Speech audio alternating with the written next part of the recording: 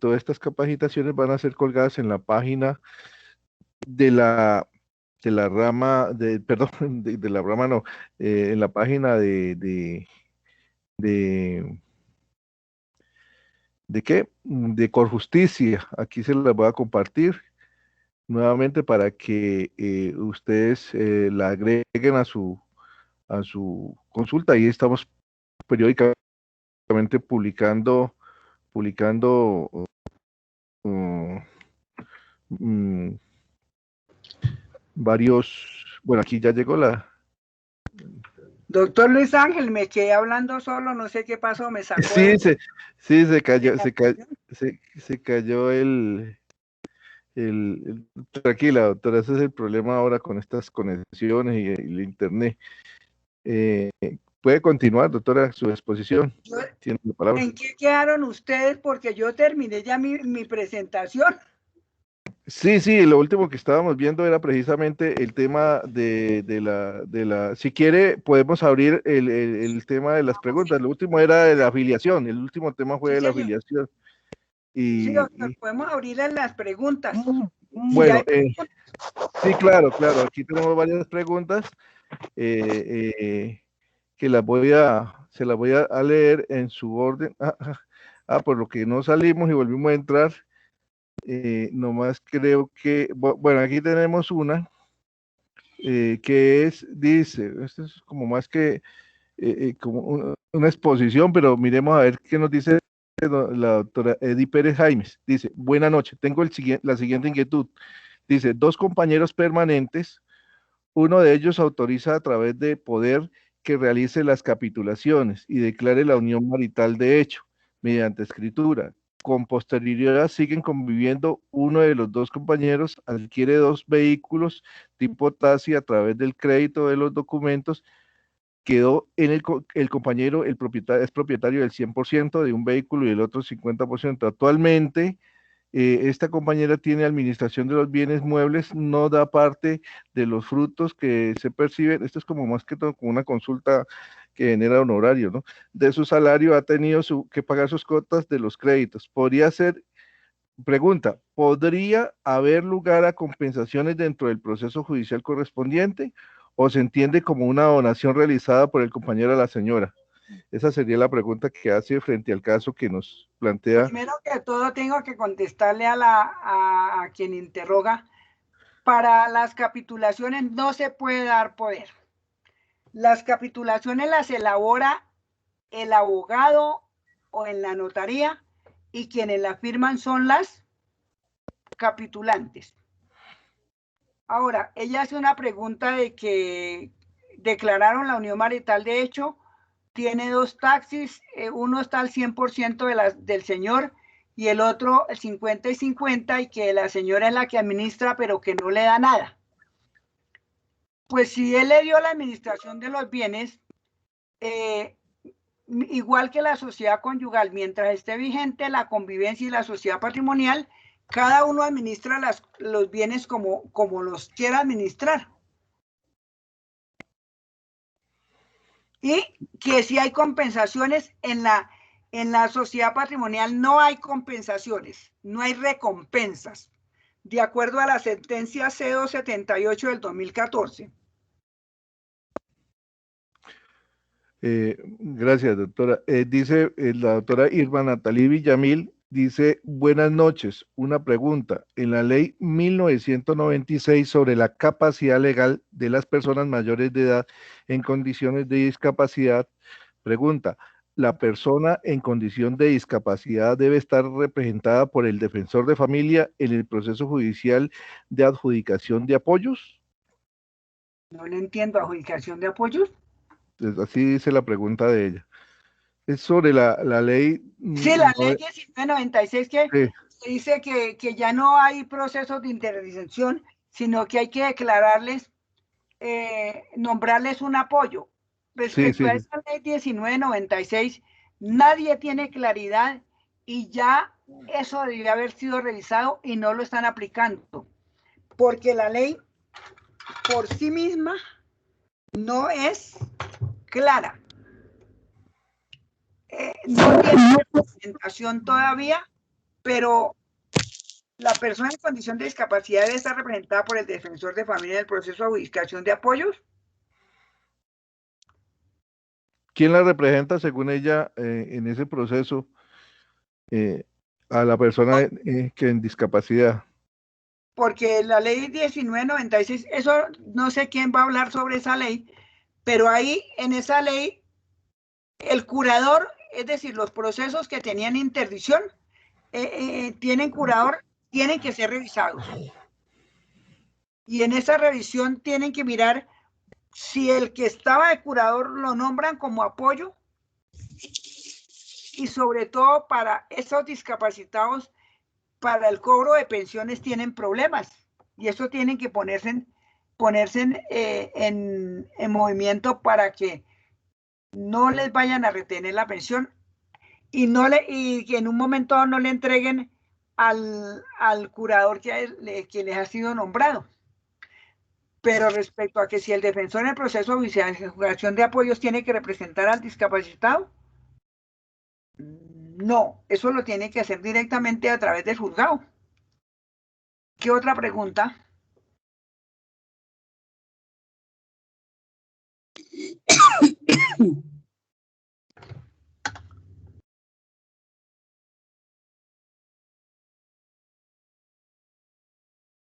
Hay una pregunta. En las inseminaciones heterólogas con donación de óvulo, ¿la donante del óvulo puede solicitar derechos? No, porque cuando hace la donación se desprende y no hay ninguna relación ni ninguna filiación con el donante y el hijo que se consigue.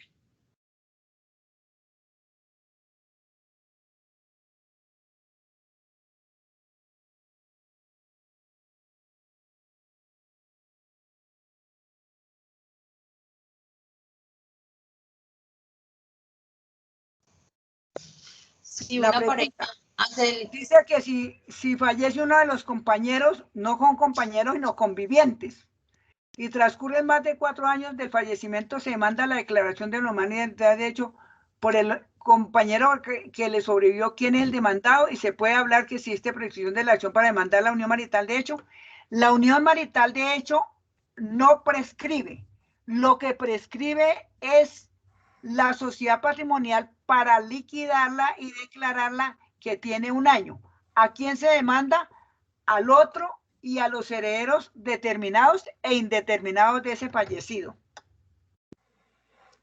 Sí, doctora, el doctor Jairo Alberto Castañeda pregunta que si existe desde el punto de vista civil algún desarrollo jurisprudencial para quien coloquialmente se conoce como hijo de crianza, pero que nunca fue adoptado en materia alimentaria o sucesoral.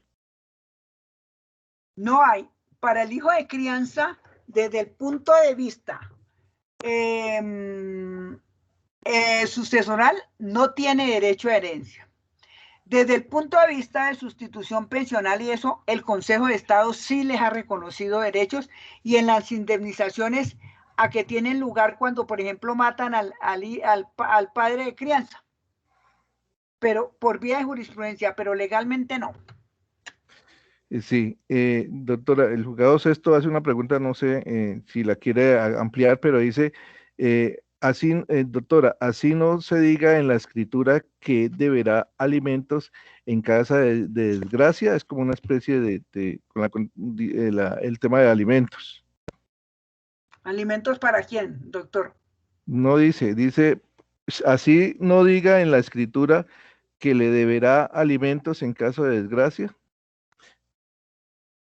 No sé, ya tendría que el juzgado sexto, le damos la palabra para que nos amplíe la pregunta si lo No le desea. entiendo, sí, no le entiendo. Aquí hay una pregunta, doctor, mientras quien está haciendo, dice, doctora, buenas noches, ¿qué opina sobre la contabilización del término de prescripción para la declaración de la sociedad patrimonial cuando los compañeros deciden celebrar matrimonio? ¿Desde qué momento se contabiliza el término de prescripción? Si es la pareja la que contrae matrimonio, el año se comienza a contar a partir del día que contrajeron matrimonio. Me explico. Pedro y María convivieron 5 años. Dentro de esos 5 años adquirieron bienes, deciden casarse para poder declarar la unión marital de hecho de la sociedad patrimonial y liquidarla, tienen un año a partir del matrimonio.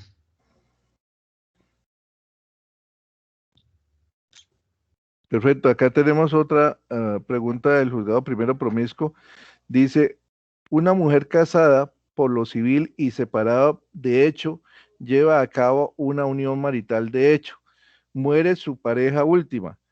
¿Qué consecuencias jurídicas surgen con la relación a los bienes dejados por este por el hecho de no haberse legalizado el divorcio con relación a su primera pareja? Gracias.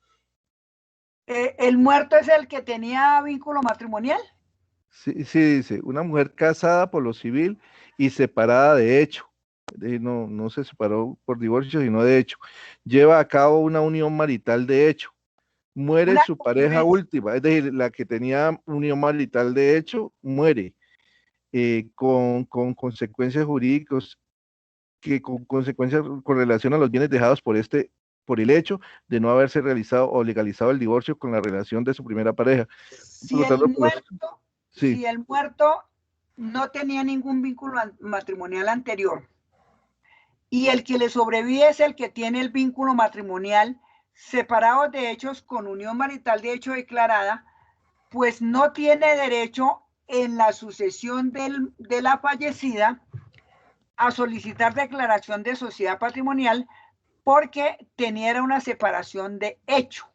La unión marital de hecho se puede declarar con hombres o mujeres casadas, pero la sociedad patrimonial no puede nacer si no se tiene disuelta la sociedad conyugal del que estaba casado.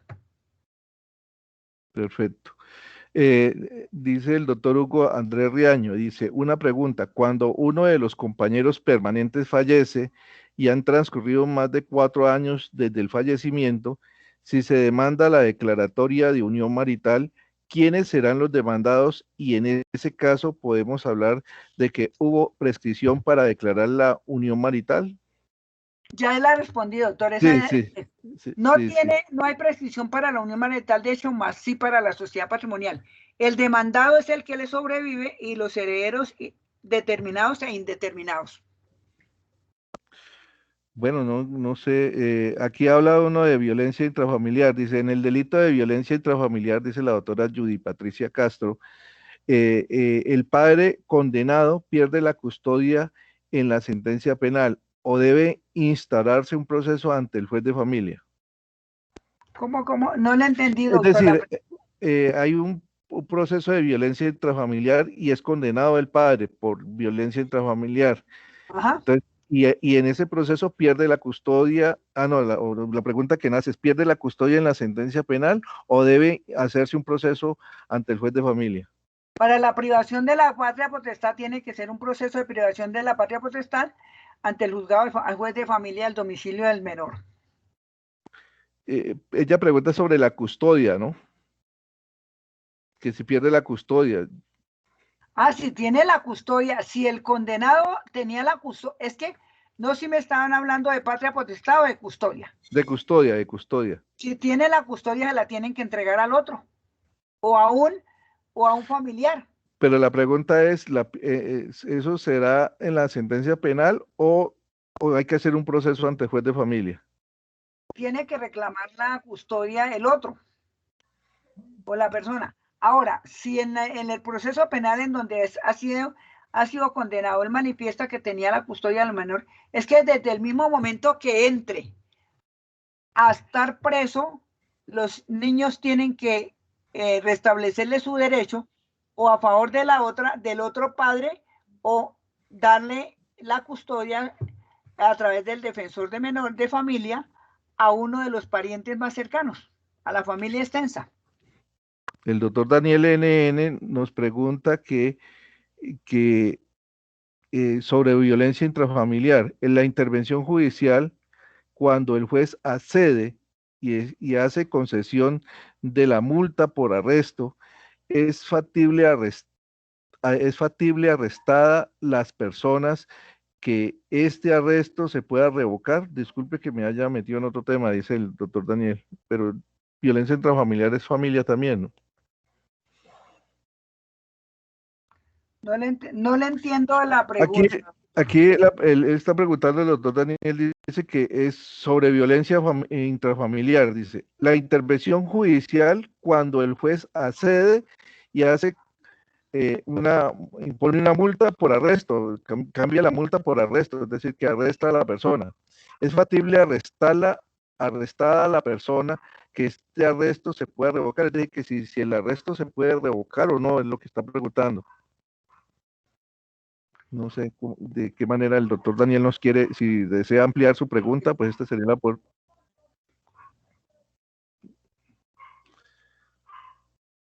Mientras el doctor Daniel si quiere ampliar la pregunta, entonces hablemos de...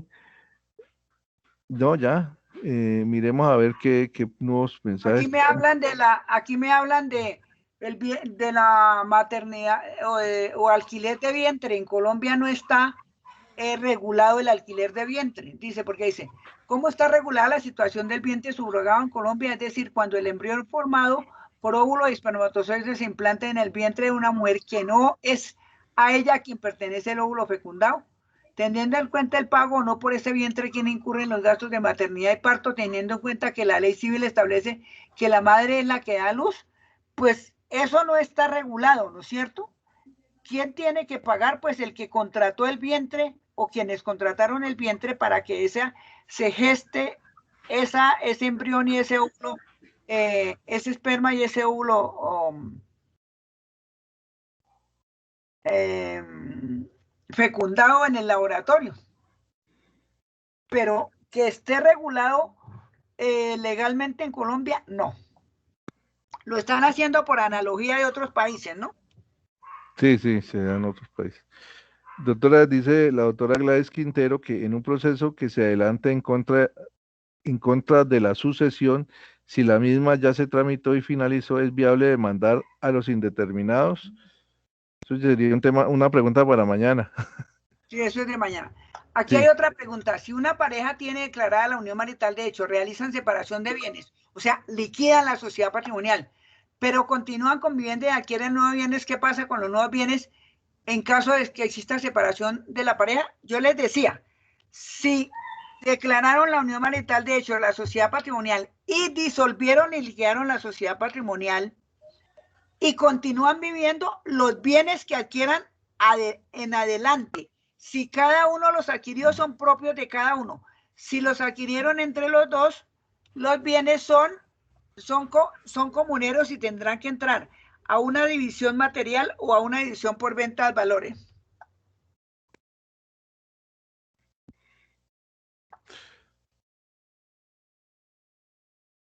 Pregunta también la doctora Viviana Chicue, dice, ¿puedo adoptar a un hermano con discapacidad si aún sobrevive la madre? ¿Cómo es el cuento? Que si puede adoptar a un hermano que tiene discapacidad si aún sobrevive la madre. Tiene que dar el consentimiento la madre.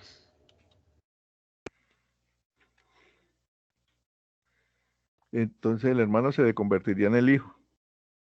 A una pregunta, ¿se puede perder la custodia de la patria potestad cuando el padre es condenado a la inasistencia alimentaria? No.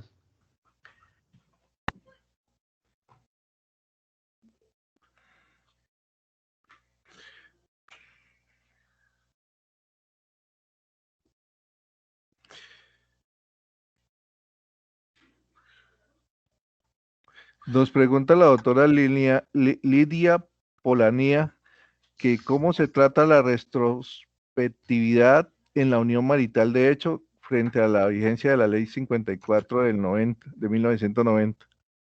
Bueno, las leyes civiles son hacia el futuro, ultraactivas, no retrospectivas, no retroactivas.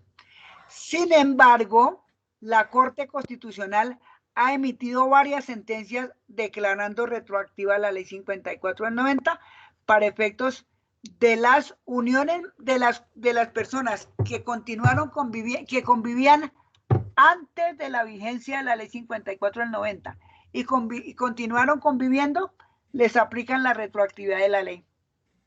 Pero eso es por vía de jurisprudencia. Aquí nos clarifica el doctor Daniel la pregunta que no habíamos entendido de él.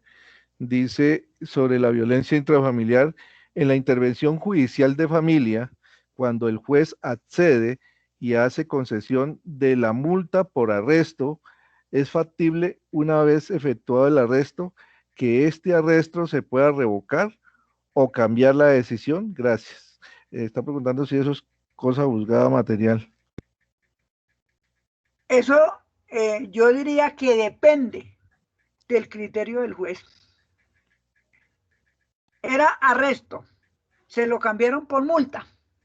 No, era al contrario, era multa y se lo cambiaron por arresto. Y luego Y se pide luego multa. que se Me revoque el parece arresto. que eso queda a criterio del juez y de acuerdo a la petición que haga el implicado, ¿no es cierto? Sí, claro. Sí, cada caso tendrá su propio desarrollo. Dice el doctor Juan Guillermo, en un proceso de nulidad de compraventa, el demandante alega que uno de los demandados padece demencia.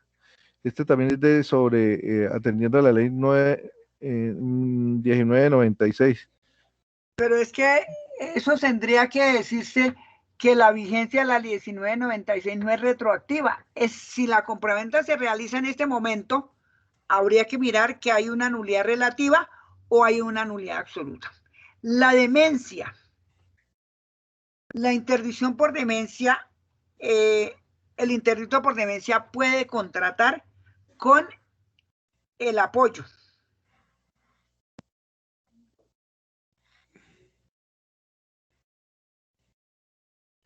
Dice la doctora Ana Carolina Navarro, ¿cuánto tiempo tiene que convivir la otra, es decir, la compañera, no la esposa, con el esposo para tener derechos a la pensión del fallecido del esposo? 5 años.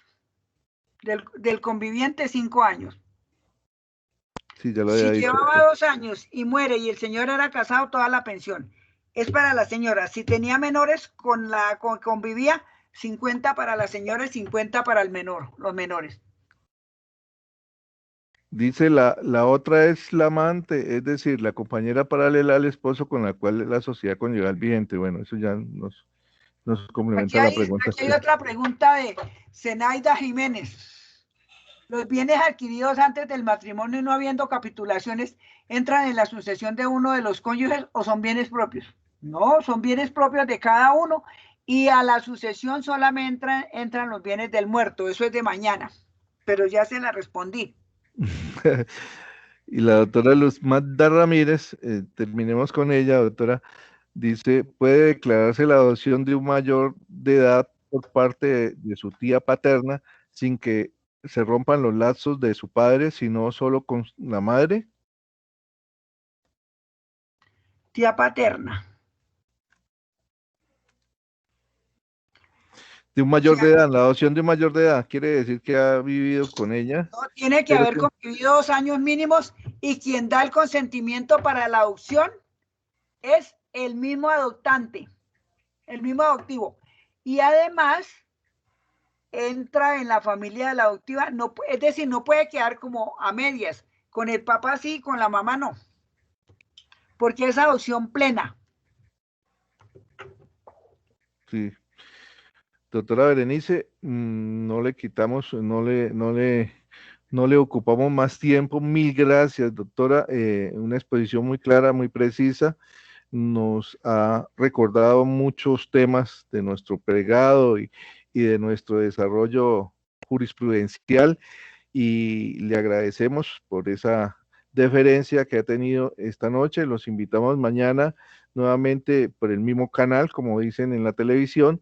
A las 6 de la tarde estaremos nuevamente ya con el tema de sucesiones y con su valiosa aporte. Mil gracias y que mi Dios le bendiga. Me disculpan los compañeros, pero es hasta las 8 el compromiso y ya miraremos cómo le resolvemos mañana otras preguntas.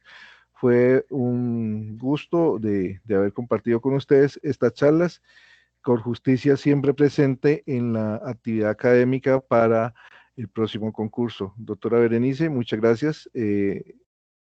Para su despedida tiene el uso de la palabra. Muchas gracias a todos los escuchas y participantes de esta capacitación. Fue un placer haber compartido con ustedes, doctor Luis Ángel. Muchas gracias nuevamente por su invitación y mañana nos encontraremos. Bueno, que tengan todos una feliz noche y muchas gracias nuevamente, doctora Berenice. Bueno, señor.